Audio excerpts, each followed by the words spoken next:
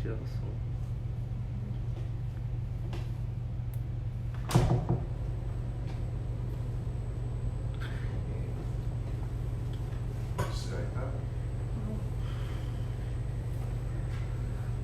Olá pessoal, nós vamos começar mais uma live do Ideia Fértil. Hoje a gente vai fazer uma coisa diferente, nós vamos estar em 3 pessoas e vocês já vão entender o porquê disso. Deixa eu só esperar aqui a Mariana Fortes entrar.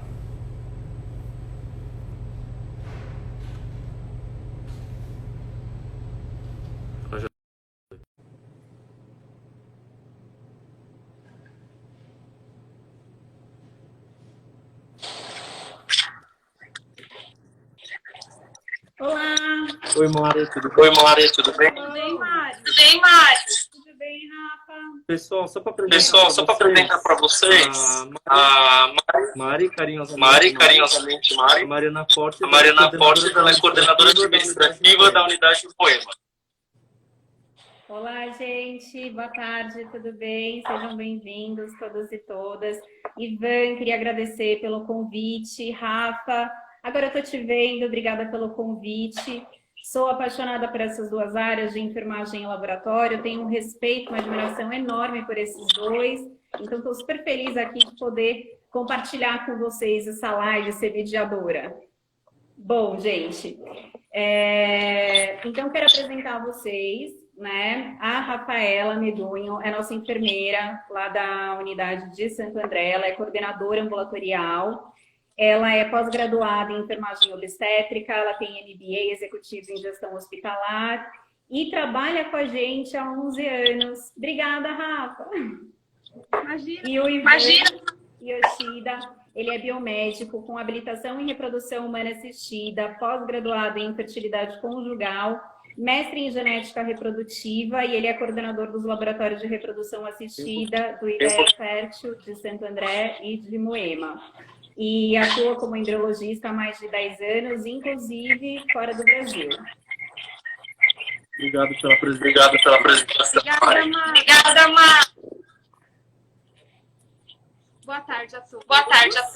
Hoje eu vou mostrar para vocês a estrutura física da unidade Prime em Moema. Nós decidimos apresentar aqui, porque como estamos em época de pandemia, muitos pacientes não conhecem aqui e querem saber sobre nossas instalações. Nas lives anteriores, vocês puderam conhecer um pouquinho a nossa rotina. Hoje, vocês vão conhecer como tudo acontece. Bom, pessoal. Tá parecendo que tá com eco, né? Deixa eu baixar o volume.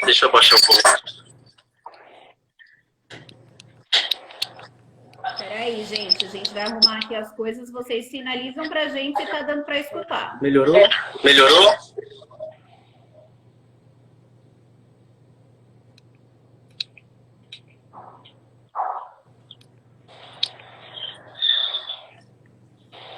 Agora melhorou, gente?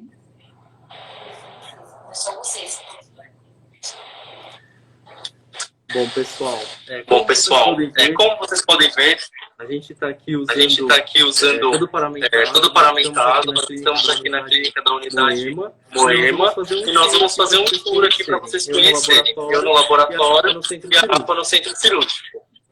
Uma das etapas mais angústia, ansiedade das pacientes é a parte do centro cirúrgico. Tanto para função quanto para a transferência. Afinal de contas, é um ambiente desconhecido. Temos a questão da sedação, que as pacientes têm medo, e a ansiedade em saber se elas tiveram uma qualidade após a função, e ansiedade na hora de transferir o embrião para o útero. É uma mistura de sentimentos. Então vamos conhecer um pouquinho do centro cirúrgico para deixar vocês mais tranquilos em relação e a transferência. Antes de chegar à etapa centro cirúrgico, a paciente passa pelo processo da estimulação ovariana. No ambulatório, nós temos as enfermeiras marinhas e no centro cirúrgico nós temos as enfermeiras que ficam com a paciente até elas serem liberadas. Agora eu vou mostrar um pouquinho do tempo cirúrgico para vocês. Vamos tentar no áudio. Bom, a paciente no dia da punção ovariana. Só um minutinho. A Mari tem que desquiser.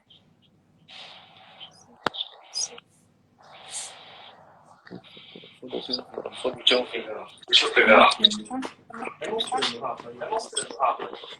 Eu vou mostrando assim para vocês. No dia da punção ovariana, a enfermagem vai fazer a admissão da paciente e vai fazer algumas perguntas para ela. Após a admissão, a paciente é encaminhada para o vestiário.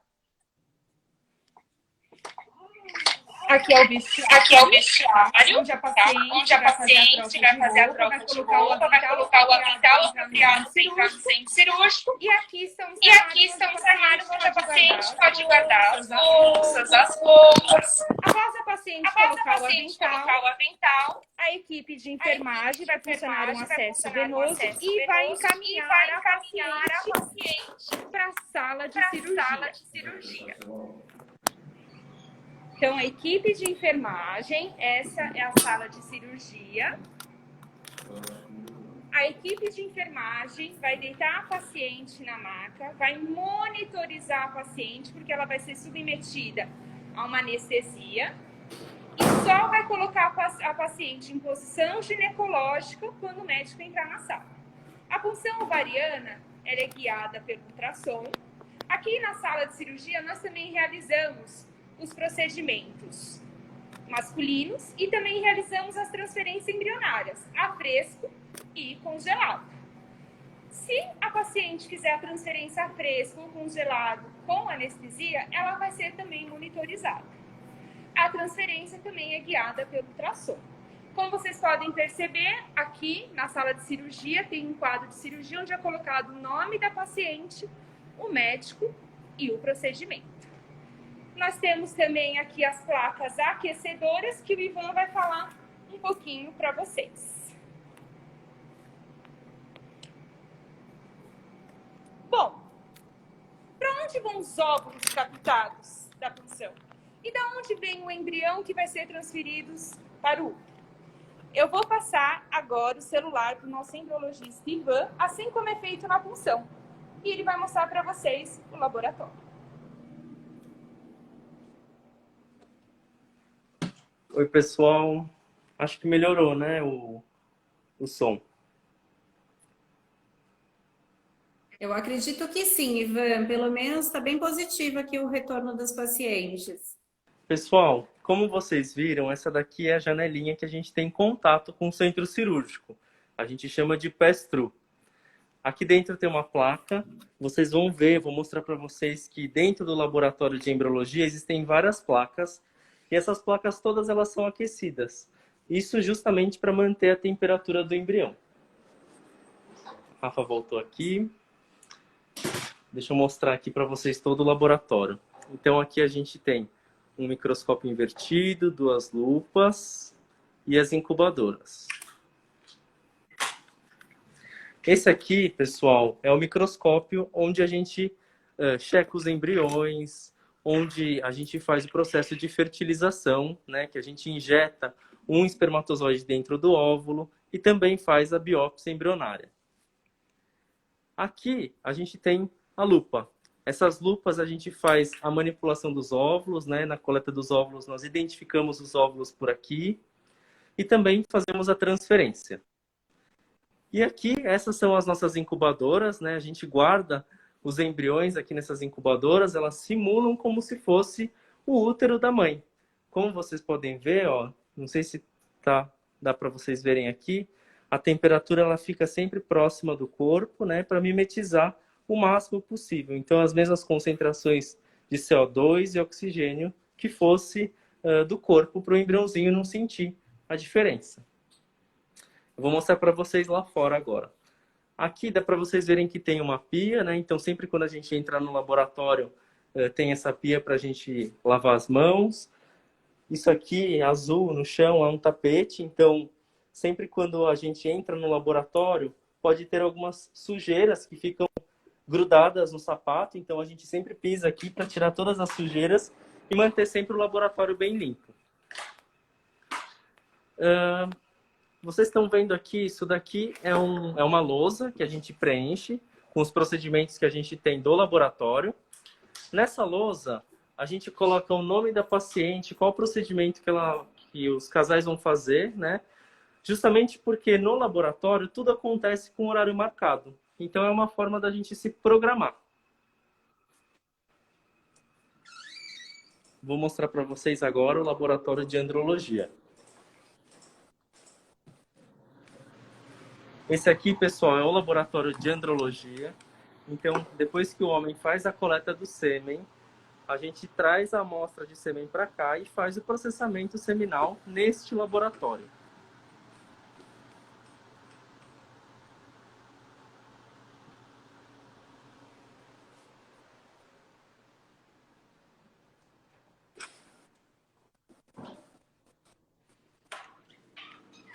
Aqui a gente tem os containers.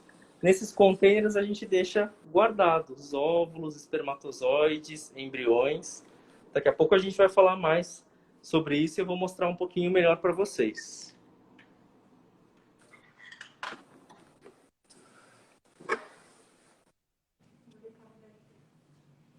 Vou passar aqui para a Rafa que ela vai mostrar mais um pouquinho do centro cirúrgico para vocês. A punção ovariana, ela pode demorar de 20 a 30 minutos. Depende da complexidade da paciente, depende do número de folículos. Após a punção ovariana, a paciente é encaminhada para a RPA, que é a recuperação pós-anestésica. Na recuperação pós-anestésica tem os leitos, os monitores para controlar os sinais vitais. Lembrando que após a punção ovariana, a paciente fica todo o tempo sendo monitorizada. A paciente só será liberada quando ela acordar bem da anestesia, não sentir nenhuma dor e se alimentar.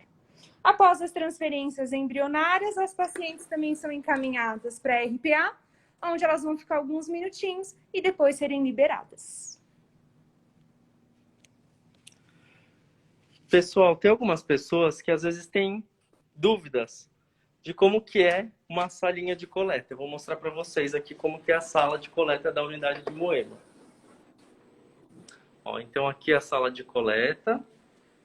É uma sala basicamente simples, né? Então tem uma cadeira confortável, um ar-condicionado, uma televisão.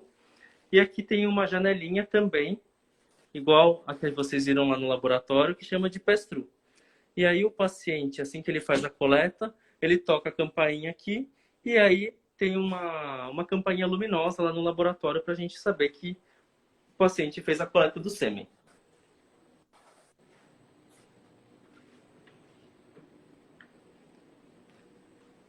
Vamos voltar para cá, Rafa, para a gente responder algumas perguntas. Bom, gente, eu tô vendo que vários pacientes estão perguntando, né, aonde a gente tá. Essa unidade é a unidade de Moema, né, porque como a maioria de vocês sabem, a nossa unidade de Santo André, o centro cirúrgico, ele tá fechado temporariamente, então nós estamos aí fazendo esse tour especial para vocês aqui na unidade de Moema. Obrigada, Ivan. Obrigada, Rafa. E, pacientes, desculpa, no início estava um eco. Acho que todo mundo ainda está se adaptando a essa questão da tecnologia. Durante a semana, a gente colocou uma enquete, né, no Instagram e também tivemos uma conversa com várias das nossas enfermeiras madrinhas para saber quais são as principais dúvidas de vocês, pacientes, né? Então, nós vamos agora responder algumas perguntas que são bem comuns. E se vocês tiverem alguma pergunta, por favor, coloca aqui pra gente que a gente vai respondendo ao longo da live, tá bom? Rafa, então, começando, né, com uma das principais perguntas, né, das nossas pacientes, conta pra gente qual que é o papel da enfermeira madrinha. Bom, vamos lá. O programa Enfermeira Madrinha, ele iniciou em abril de 2015, que é composta por 5 enfermeiras, e cada enfermeira tem a sua determinada equipe. Qual o papel da enfermeira madrinha? Dar o suporte que a paciente precisar, antes, durante e após o seu tratamento. Quais os momentos de contato da enfermeira madrinha com a paciente? Primeiro, na triagem. Nos atendimentos presenciais, porque agora nós estamos com o FIV à distância. Quando nós tínhamos a primeira consulta, a paciente comparecia até a clínica, passava com o médico, e o médico faz a anamnese, pede os exames, e nesse mesmo dia direciona a paciente na enfermagem. E lá ela vai conhecer a sua enfermeira madrinha.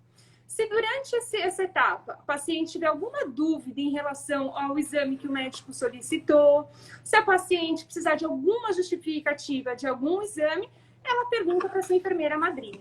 E também antes de iniciar o tratamento. Então, se a paciente, quais medicações que eu posso ou não fazer uso? Ela sempre acaba perguntando para a sua madrinha. Segundo momento de contato é no início do tratamento. Quando a paciente inicia o tratamento, ela vai até o instituto, o médico vai fazer o ultrassom basal. Se no ultrassom estiver ok, a paciente vai até a enfermagem e a enfermeira vai orientar as medicações em relação à manipulação, armazenamento, aplicação. Se durante essa etapa do tratamento a paciente ficou com alguma dúvida da medicação, se a paciente perdeu dose, ela acaba perguntando para a sua enfermeira madrinha. E a terceira etapa, quem dá o resultado do beta é a enfermeira madrinha. Se o beta for negativo, a enfermeira madrinha agenda uma consulta para a paciente conversar com o médico. Se o beta for positivo, a enfermeira madrinha já agenda o primeiro ultrassom gestacional. Lembrando, se as pacientes quiserem fazer o beta fora, pode fazer, não tem problema. Só não esquecer de comunicar à enfermeira madrinha. Obrigada, Rafa. É muito lindo o trabalho de vocês mesmo. E acompanhando aqui você falando e as pacientes comentando, né, que vocês são uns anjos. E realmente, né, vocês, enfermeiras madrinhas, são uns anjos na vida das pacientes. E, Rafa, aproveitando que você está aí, né, no centro cirúrgico, conta pra gente quais são as principais recomendações para a punção ovariana. As orientações são comuns a um procedimento com sedação.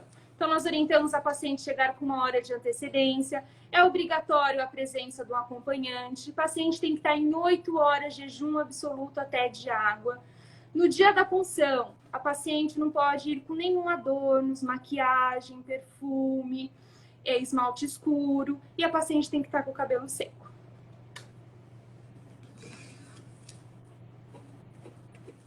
Bom, uma outra pergunta que colocaram, né? Que agora é inevitável a gente não falar do coronavírus, se neste período de pandemia, se a gente está com algum cuidado diferente na clínica, né? Na realidade, a gente está com vários cuidados diferentes na clínica. Todas as medidas, né, de proteção, tanto para os nossos funcionários quanto para os nossos pacientes, nós adotamos.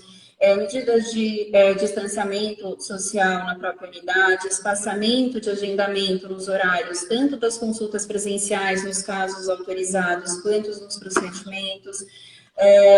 Tem uma enfermeira nossa que sempre fica na triagem dos pacientes, né, na entrada da clínica, para ferir temperatura, fazer troca de máscara quando necessário, e obviamente a gente intensificou todo o processo, né, de incentivo de higienização das mãos e também uso de álcool em gel. Então, essas são as principais medidas. Também para alguns procedimentos específicos, uso de avental, face shield, enfim, tudo que a gente possa se unir, né, para a proteção nossa e de vocês. E, Rafa, todo esse processo, né, da punção ovariana envolve muita coisa, né? Tanto que você estava explicando aí todas as etapas da participação, né, da enfermeira madrinha. E eu sei que uma das partes, eu acho que deve causar um medo para várias pacientes, é o início do ciclo, né? Que é um monte de injeção, aplicação subcutânea, sim, né? Enfim, um monte de novidade, sim, né? Sim, sim. E conta pra gente, se a paciente perde uma dose de medicação, o que ela faz? Assim, nós atendemos no Instituto muitos casos, mas nós temos preocupação e carinho com cada uma das pacientes. Então, se alguma paciente perder a dose, ela comunica a sua enfermeira madrinha. Sua enfermeira madrinha vai entrar em contato com o médico da sua equipe para ele dar conduta, o que fazer mediante a perca da medicação. Entendi. E Rafa, eu sei que tem várias medicações que são utilizadas durante o tratamento que a armazenagem delas é refrigerada, né? E se por algum motivo esquece fora da geladeira? É o seguinte, se a paciente esquecer a medicação fora de geladeira, ela não aplica essa medicação, porque nós não conseguimos garantir a eficácia da medicação. Como que deve ser feito o armazenamento dessas medicações? A paciente vai sair do instituto com a medicação numa bolsinha térmica com gelo. Chegar em casa, vai tirar da bolsinha e coloca a medicação na prateleira da geladeira. Por que na prateleira da geladeira? Porque não tem oscilação de temperatura. O paciente não pode colocar na porta, porque a partir do momento que você abre e fecha a porta, oscila a temperatura. E nem no congelador, você não pode congelar a medicação. Entendi. Obrigada. Imagina! E, Rafa, já que a gente está falando de início de tratamento, né? Fala pra gente que também um dos pontos muito importantes, né, que as pacientes perguntam é dos exames que são obrigatórios, né, pra gente iniciar. Fala um pouquinho pra gente. Com certeza. Então, quando a paciente inicia o tratamento, ela vai do primeiro ao terceiro dia, o médico vai fazer ultrassom basal. Se estiver ok, o médico vai solicitar os exames de sorologias para o casal, que tem validade de 6 meses. Alguns exames bioquímicos, hemograma completo, glicemia, coagulograma, que tem validade de 6 meses também.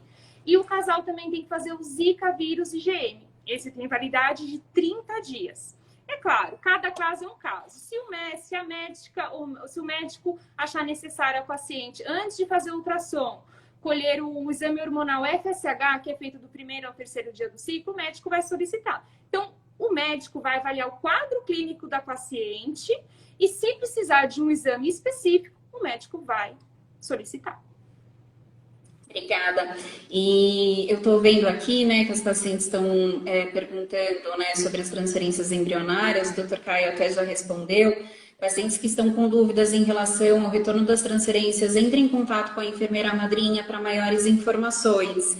E aproveitando, Deia, respondendo a sua pergunta, que era exatamente o que eu ia falar, nós estamos solicitando os exames de Covid também, né, para uma segurança de vocês, para a gente ter certeza que vocês não estão contaminadas nesse momento, então estão sendo solicitados para os procedimentos, sim. O Rafa, quanto tempo mais ou menos a paciente fica na recuperação anestésica depois da punção? Isso, varia, tá? Varia de 1 a 2 horas. Depende muito da quantidade do anestésico utilizado e também depende muito do organismo da paciente. Entendi. E, Ivan, agora eu quero falar um pouquinho com você, que tem várias dúvidas das pacientes referente ao laboratório. Ivan, acho que a primeira coisa que as pacientes perguntam quando elas acordam na recuperação anestésica é quantos óvulos vieram, né? E aí, falando em óvulo, o que são os óvulos maduros? Bom, é o seguinte, deixa eu soltar o meu celular aqui, porque eu também tenho uma coisa diferente para fazer com vocês. Eu quero mostrar algumas imagens. Vamos ver se eu consigo. Os óvulos, quando eles são coletados, eles podem estar em diferentes estágios de maturidade. Então, eles podem ser maduros ou imaturos. Os óvulos que são imaturos, eles são classificados como P1, prófase 1, né? Deixa eu só ver aqui se eu consigo colocar a imagem para vocês verem. Apareceu? Apareceu. Então, esse é um óvulo imaturo que a gente classifica como prófase, P1. Essa bolinha que vocês estão vendo aqui, a gente chama de vesícula germinativa. Além desse óvulo imaturo, também existe esse óvulo aqui. Desculpem, não é esse aqui. Esse é um outro óvulo também que é imaturo.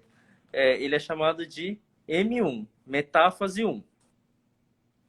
No entanto, para a gente, o que importa é o óvulo maduro. É o óvulo que está em metáfase 2. São os óvulos que a gente vai utilizar mesmo para fazer a fertilização. E é esse óvulo aqui que eu vou mostrar para vocês. Esse óvulo que vocês têm que almejar. Tá vendo aqui em cima que tem uma bolinha? Na verdade, até tem tem coisa escrita na frente, mas dá para ver que tem uma bolinha bem aqui em cima. Isso é chamado de corpúsculo polar. Então, é o que indica para a gente que esse óvulo está maduro. São esses óvulos que a gente vai utilizar para fazer a fertilização. Gente, que demais. E, Ivan, aproveitando, falando em fertilização, eu queria que você falasse para a gente um pouquinho o que é a ICSI e quanto tempo, mais ou menos, leva para fazer a ICSI. Na verdade, o tempo depende. A ICSI é um procedimento que a gente usa para fertilizar o óvulo. Então, a gente vai pegar um espermatozoide e vai colocar dentro desse óvulo. Vamos ver como é que isso acontece. Esperem só um minuto que eu estou carregando o vídeo aqui. Tá dando para ver? Tá. Então, esse é um procedimento que a gente chama de ICSI. Nós imobilizamos um espermatozoide, colocamos na agulha, aspiramos o citoplasma e olha lá, acabou de descer o espermatozoide. Então, o tempo que a gente demora é isso, é muito rápido. O que pode variar é a concentração de espermatozoides e a qualidade de espermatozoides que nós temos do marido. Então, se a gente tem uma concentração muito baixa ou alterações morfológicas muito importantes, a gente vai demorar um pouquinho mais para achar o melhor espermatozoide para poder colocar dentro desse óvulo. Mas, no geral, demora em torno de 1 a 2 minutos por óvulo, contando com um tempo de captar esse espermatozoide. Que legal. E, Ivan, como que vocês escolhem o espermatozoide para fertilizar, né? E falando em espermatozoide, hoje em dia a gente ouve falar muito na PICSI, então queria que você falasse para a gente também da PICSI. Bom, para a gente fertilizar, a gente precisa fazer 2 processos. Então, quando o homem ejacula, o sêmen que é ejaculado, ele tem espermatozoides móveis, espermatozoides imóveis, espermatozoides que talvez estejam mortos e algumas sujeiras. A gente precisa somente dos espermatozoides móveis. Então, a primeira coisa que a gente faz é uma lavagem desse sêmen e a gente seleciona somente os espermatozoides móveis. Feito isso, então, a gente vai para a ICSI, que é o momento que vocês acabaram de ver. Essa técnica que a gente usa para fertilizar. Nessa técnica, nós vamos escolher o melhor espermatozoide. No microscópio, a gente vai ter um aumento de 400 vezes desse espermatozoide e a gente vai conseguir ver melhor a morfologia, o formato, a aparência desse espermatozoide. E então a gente vai escolher o espermatozoide mais adequado. Então a gente faz de 2 formas. Primeiro é escolhendo os espermatozoides móveis e a segunda através da morfologia do espermatozoide. Agora, em relação à PICSI é uma técnica que a gente utiliza para homens que têm alta fragmentação de DNA espermático. O que é isso? Eu sei que já foi falado em outra live, mas eu vou falar aqui rapidamente. A gente falou sobre motilidade do espermatozoide, sobre o formato do espermatozoide, mas a gente não falou sobre o conteúdo dentro do espermatozoide. E isso a gente não consegue ver quando a gente faz a ICSI. Então, o espermatozoide que ele é fragmentado, né, dentro do espermatozoide, tem o DNA e tem uma dupla fita. Existem 2 fitas lá. Se tiver uma quebra ou 2 quebras, esse espermatozoide ele é fragmentado. Então, homens que têm muitos espermatozoides com essas quebras, eles têm o que a gente chama de fragmentação de DNA espermático aumentado.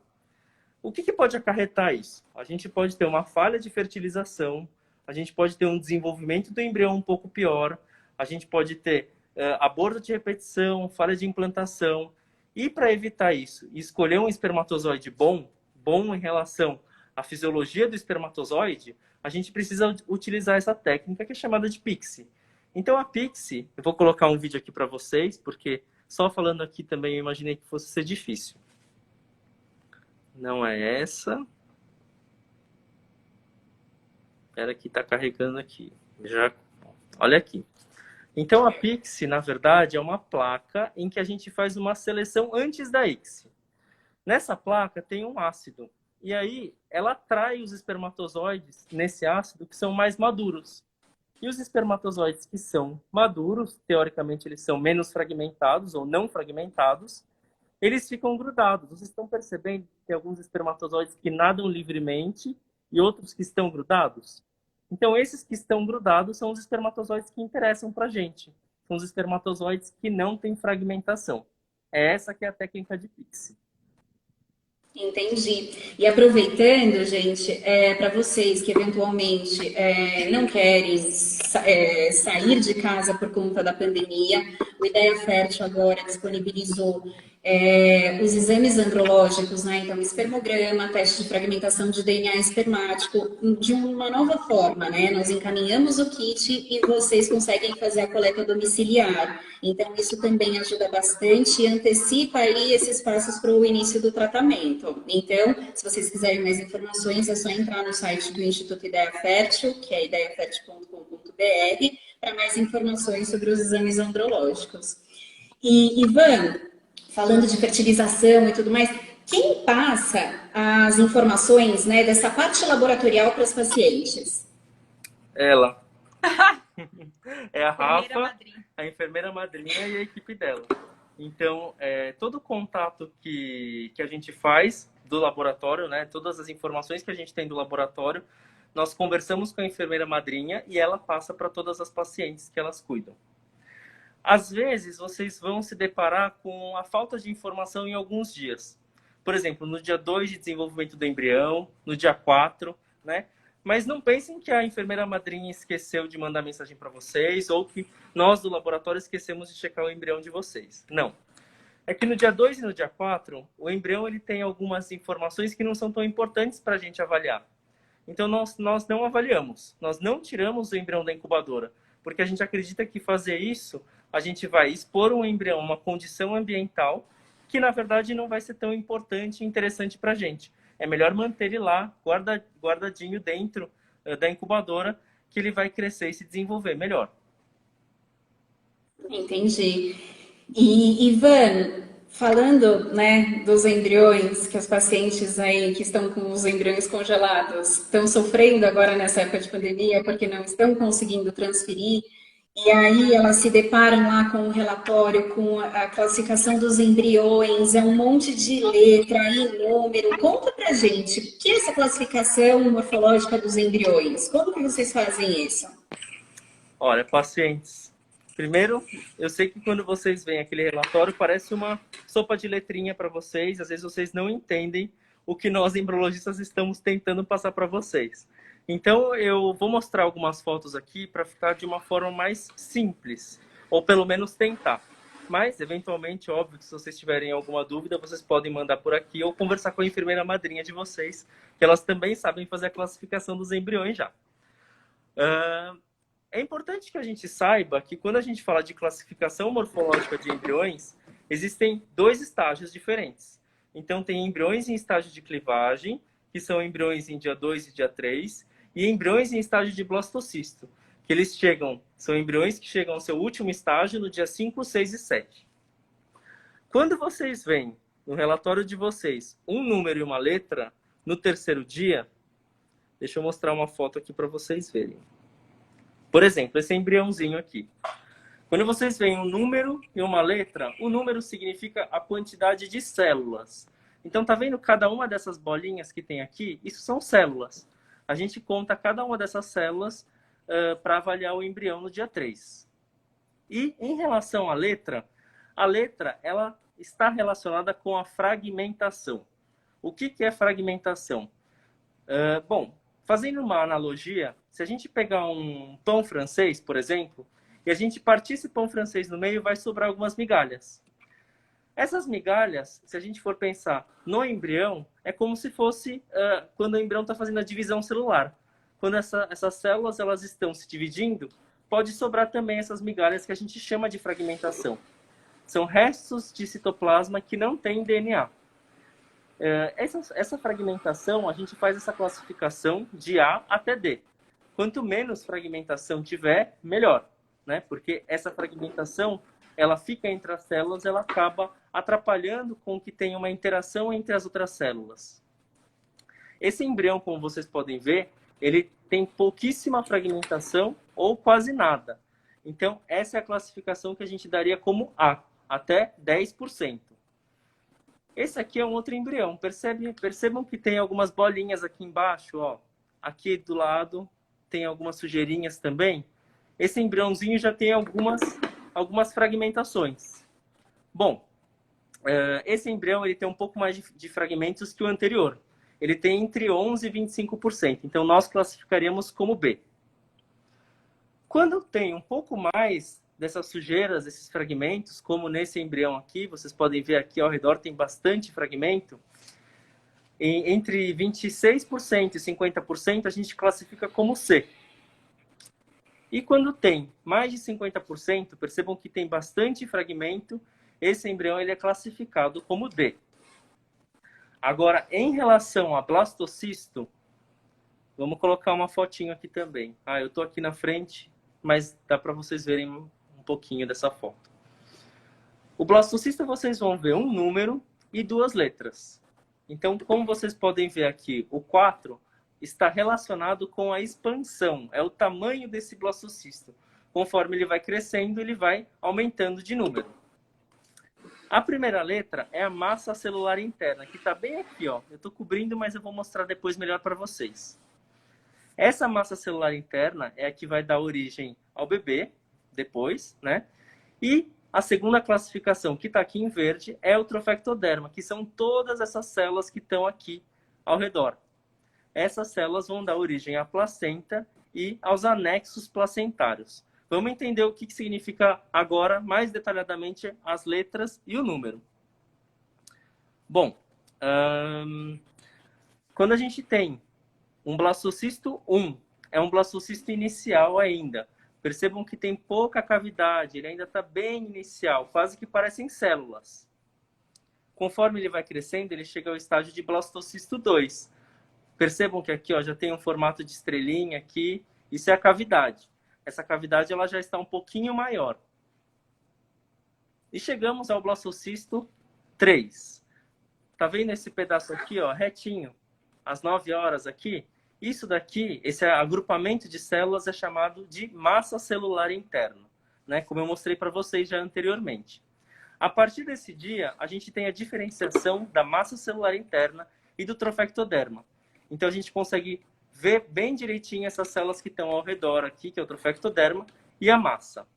Conforme o blastocisto vai crescendo mais, essas células vão se agrupando um pouco mais, né? E essa zona pelúcida, que é essa casquinha que fica ao redor do blastocisto, ela vai afinando.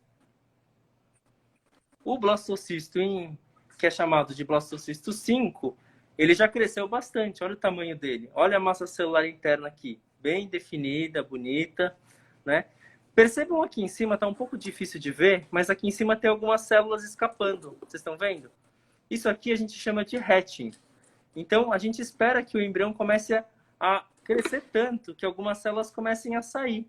Aí elas vão começar a herniar. Elas vão começar a sair dessa capinha, dessa zona pelúcida. Quando esse blastocisto sai totalmente da zona pelúcida, ele é um blastocisto 6. Olha ali a zona lá no cantinho inferior esquerdo. E aqui tudo é um blastocisto 6. Vamos falar agora sobre as letras. Bom, aqui a gente tem, em relação à massa celular interna, vejam como é diferente. Decorem essa imagem para vocês entenderem a diferença do A, B e C. Então, vamos falar de massa celular interna, esse aglomerado de células que estão aqui apontadas na seta azul. Percebam que as células têm bastante células e as células estão bem agrupadas. Isso é um blastocisto A. Massa celular A. Um blastocisto B, ele também tem bastante células, mas olha como as células já estão mais dispersas, elas estão bem espalhadas. O blastocisto C, ele tem poucas células. Olha só, ele tem poucas células aqui e as células estão bem dispersas. Então, essas são as classificações da massa. Vamos para o trofectoderma.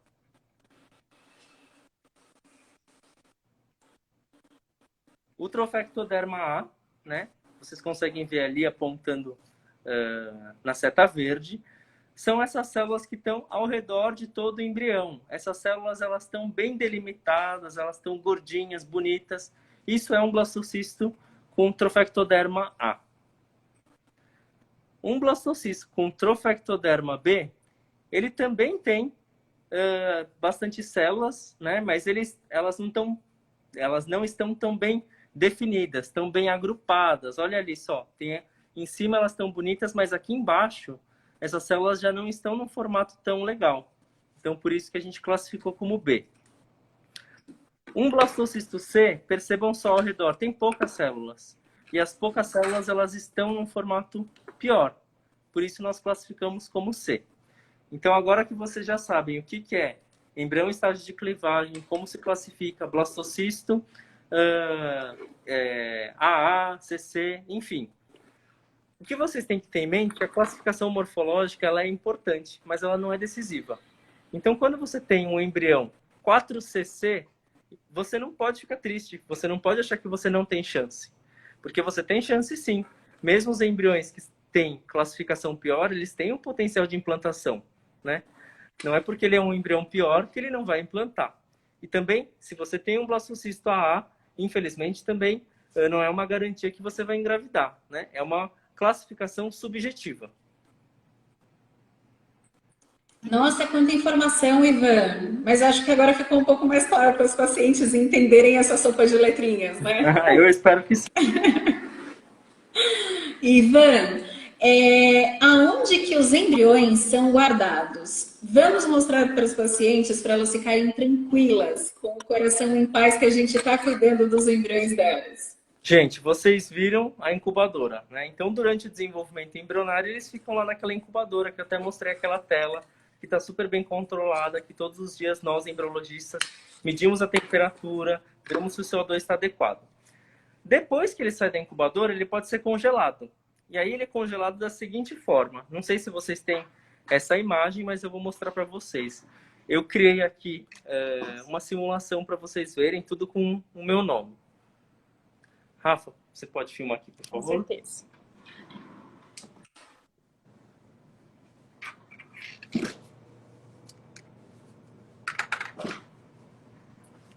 Quando o embrião ele é congelado, ele é colocado aqui, ó, dentro dessa paletinha. Vocês estão vendo? Tá dando para focar aqui? Ela é bem pequena mesmo, a gente consegue ver melhor na lupa. Então o embrião ele fica aqui, nessa paleta. Depois que a gente coloca aqui nessa paleta, a gente fecha. A gente coloca aqui dentro.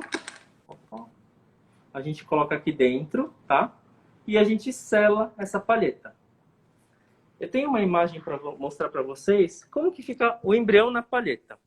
Vamos lá. Deixa eu mostrar aqui. Olha só. Tá um pouquinho embaçado, mas é porque a imagem não fica muito boa, porque ela é da lupa mesmo. Vocês estão vendo aqui, ó, tem uma bolinha. Isso aqui é o embrião. E ao redor dele tem meio de cultura. E aí vocês podem perguntar, nossa, mas Ivan, o embrião não vai cair dessa paleta, né? Porque a paleta tá aqui. Será que ele não vai soltar? Não, gente. Fiquem tranquilas. O embrião, ele fica colado, porque esse meio de cultura ele é muito viscoso. Então ele cola aqui nessa paleta. E além disso, depois essa paleta ela é selada. Então o embrião ele fica aqui guardadinho, bem seguro. Depois, o que a gente faz? Isso aqui a gente chama de rack. Deixa eu só mudar aqui.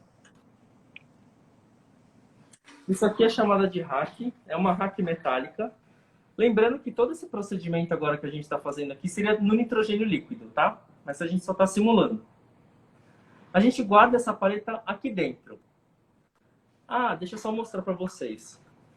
Cada uma dessas paletas, elas têm uma identificação. Vocês conseguem ver? Tá com o meu nome aqui, ó. A gente fez só para simular. Então tem o número do prontuário da paciente, tem o nome da paciente, tem a data que esse embrião foi congelado, qual é o número do embrião congelado, qual é o número da rack dessa paciente. Então, ó, vocês conseguem ver aqui, ó, tem um número. Cada paciente tem uma identificação aqui. Essa rack também é toda identificada. Então, ela tem nome aqui, ela tem o nome aqui. Tudo isso é bem identificado para que vocês não fiquem paranoicas que pode haver qualquer troca no laboratório. Tudo isso é tudo muito seguro. Nós guardamos essa paleta aqui dentro dessa rack e fechamos com outro tubinho aqui, ó. Isso aqui vai para o container de nitrogênio líquido. Vamos lá mostrar.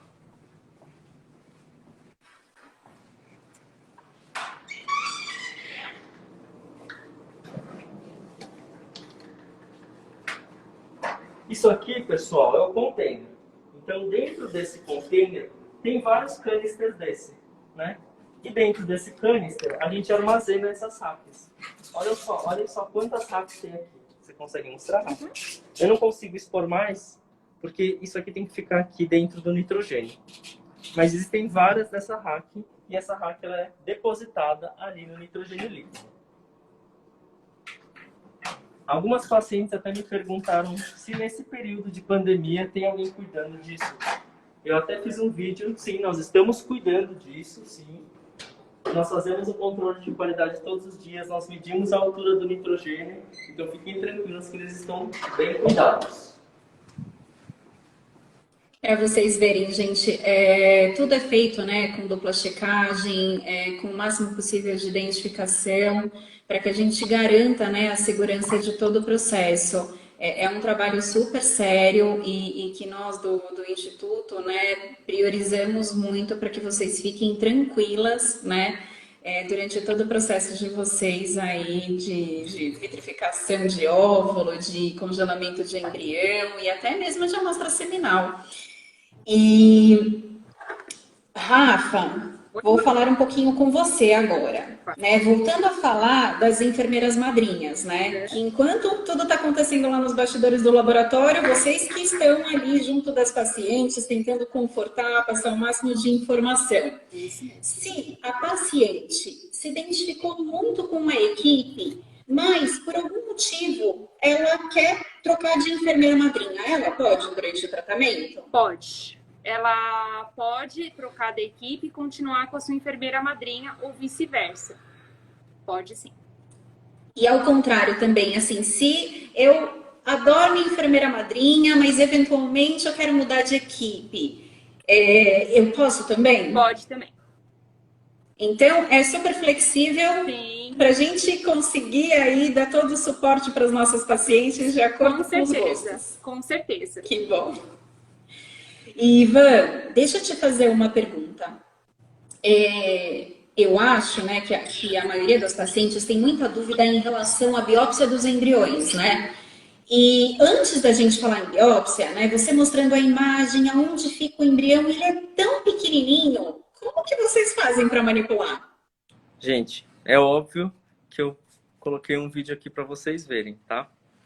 Eu vou falar um pouquinho para vocês sobre a biópsia, depois eu falo como que a gente faz a manipulação, tá?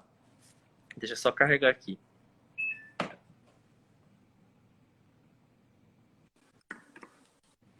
Ó, vocês estão vendo? Isso aqui é um blastocisto de 5º dia. Para que a gente possa fazer a biópsia embrionária, o embrião ele tem que estar nesse estágio. Então percebam que a gente tá, é um procedimento rápido, né? Então vocês podem ver, não leva nem 1 minuto. E a gente remove cerca de 5 células. Algumas de vocês até me perguntam, isso não é prejudicial? Não, não é, gente. Olha a quantidade de células que tem o blastocisto. Tem muitas células. E o blastocisto ele se divide muito rápido. Então essas 5 células não causam nenhum prejuízo para esse blastocisto. O que a gente tem que ter em mente é que a biópsia embrionária é feita aqui no Instituto Ideia Fértil, na clínica. Então nós fizemos essa biópsia e esse embrião será congelado. Essas células que são biopsiadas, a gente vai colocar em um tubinho. Deixa eu mostrar para vocês também aqui, ó. Tá vendo esse tubo? Nós, embriologistas, a gente pega essas células que foram biopsiadas, é tudo muito pequeno, mal dá para ver aqui nessa imagem, mas na ponta da seta estão essas células que foram biopsiadas. E aí a gente coloca essas células dentro desse tubo. Então, esses tubos, a gente manda para um laboratório de genética para poder fazer a análise. Mas a gente precisa de algumas informações. Então, algumas pacientes, elas podem analisar, né? Na verdade, assim, quando chega até o estágio de blastocisto, nós biopsiamos todos os embriões. E aí a paciente pode ou não fazer análise de todos esses embriões biopsiados. Ela pode escolher analisar todos, ela pode escolher amplificar, que é você vai ter uma amplificação parcial, né? Na verdade, você está na metade do caminho, você extrai só o DNA dessas células, depois você paga o restante e tem o resultado.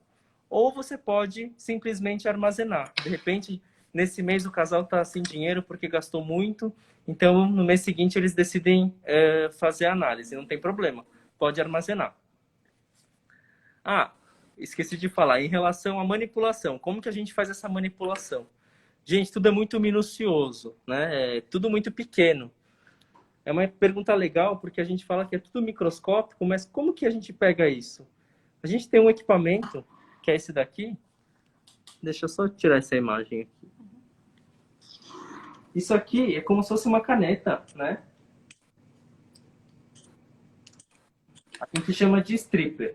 E nela a gente conecta como se fosse um canudinho, né? Esse canudinho ele tem vários calibres.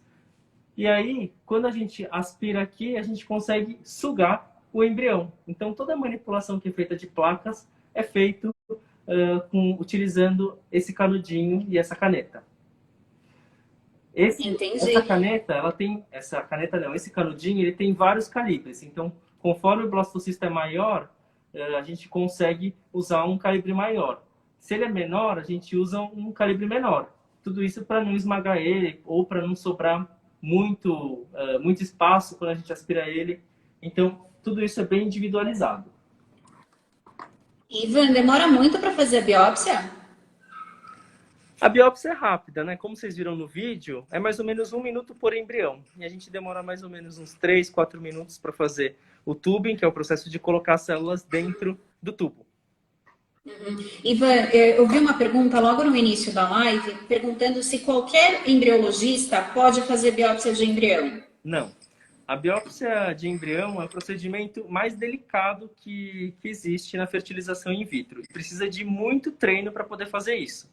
Como vocês viram, a gente precisa fazer tudo em horários determinados, tudo muito rápido, né, para não expor o embrião tanto. Então a gente precisa que o embrião ele seja bem treinado e experiente. Aqui no Ideia Fértil, somente os embriologistas sêniores que fazem essa biópsia. Inclusive, esse vídeo da biópsia foi postado, né, no Instagram do Ideia Fértil e muita gente acertou. Sim, então realmente, parabéns, vocês já sabem, vocês já sabiam, na verdade, o que era a biópsia embrionária. As nossas pacientes estão muito bem informadas. Muito. Elas já estão craques, né, em todo o processo. E, Rafa, né, agora que a gente já falou dos embriões, que eles estão aí congeladinhos, né, e o que as pacientes estão sofrendo, né, quando a gente vai poder transferir, então, mais uma vez, entre em contato com a equipe de vocês para maiores informações. E, Rafa, eu queria saber se os mesmos exames que são solicitados para punção também são solicitados para transferência de embrião. Isso. Quando a paciente vai iniciar o preparo de endométrio, o médico vai checar para ver se as sorologias estão na validade de 6 meses. Se não tiver, o médico vai solicitar somente para a mulher.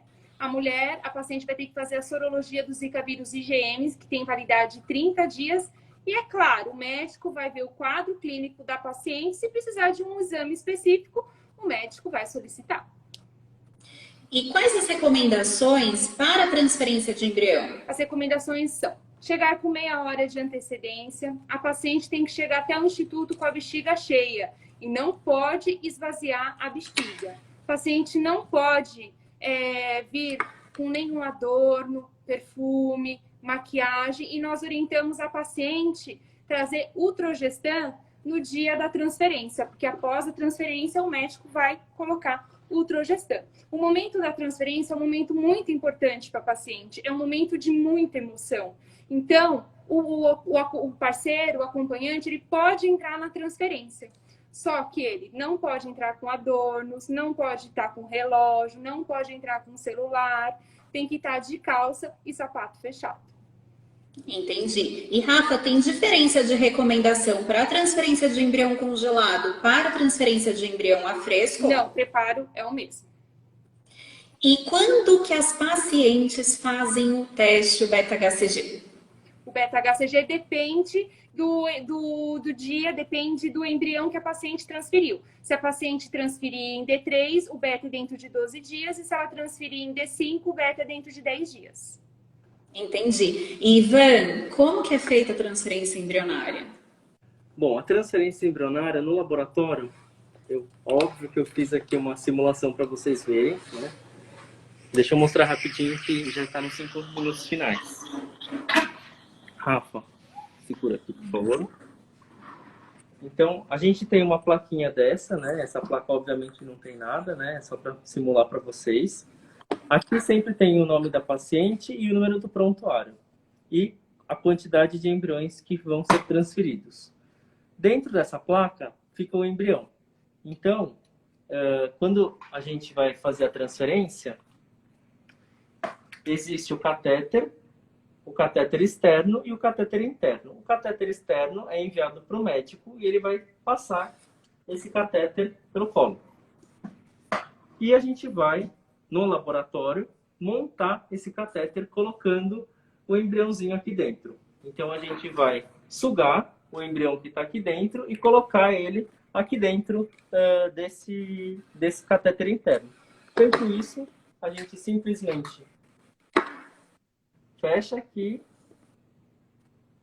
e envia para o médico para poder fazer a transferência, isso no centro cirúrgico. Obrigada, Ivan. De nada. E tem uma pergunta que algumas pacientes também fizeram, né? Perguntando se o IdeaFert é um hospital escola. Na realidade, não, né? O IdeaFert é uma entidade sem fins lucrativos. Todos os nossos médicos são formados, né? A maioria deles são ginecologistas, obstetras, urologistas, com mais de 10 anos atuando na área médica, então podem ficar tranquilas e seguras, né, em relação a isso, e eles são especialistas em reprodução humana, né, e obviamente existem os profissionais que procuram o Instituto para fazer pós-graduação em reprodução humana, porque como vocês acompanharam, né, é um processo que é apaixonante, então a gente tem uma grande procura, né, para pós-graduação em reprodução humana assistida. E, Rafa, última pergunta, porque a gente já está nos nossos últimos minutos, eu preciso dar um recado. Se eu engravidar, até quando a minha equipe me acompanha? Até o 3º mês de gestação. Depois tem alta do serviço, mas nada impede que a paciente já procure seu obstetra e faça um acompanhamento paralelo. E, gente, dá notícias pra gente, porque toda a nossa equipe sente falta de vocês. E, pacientes, pensando, né, mais uma vez em vocês, eu tô aqui, a pedido da nossa comunicação e nosso marketing, as meninas estão fazendo um trabalho incrível para convidar vocês para o nosso webinar no dia 11 de junho. Para maiores informações, vocês podem acessar o site do Instituto e todas as redes sociais, ou encaminhar o e-mail para rp@ideafert.com.br com o nome completo e CPF. E aproveitando, né, algumas pacientes perguntam, mas por que vocês pedem o CPF? Né? É porque a gente consegue localizar se vocês são nossos pacientes ou não e convidá-las para eventos específicos diretamente. E então é isso, gente. Eu espero que vocês tenham gostado dessa live. Eu adorei participar dessa live com vocês. Obrigada, Ivan. Obrigada, Rafa. Que vocês tenham uma excelente semana e nós estamos aqui torcendo pelo positivo de vocês. Obrigado, pessoal. Esperamos todos vocês aqui no Ideia Fértil. Foi um prazer estar com vocês aqui. Obrigada, pessoal. Obrigada, Mari. Obrigada, gente. Tchau.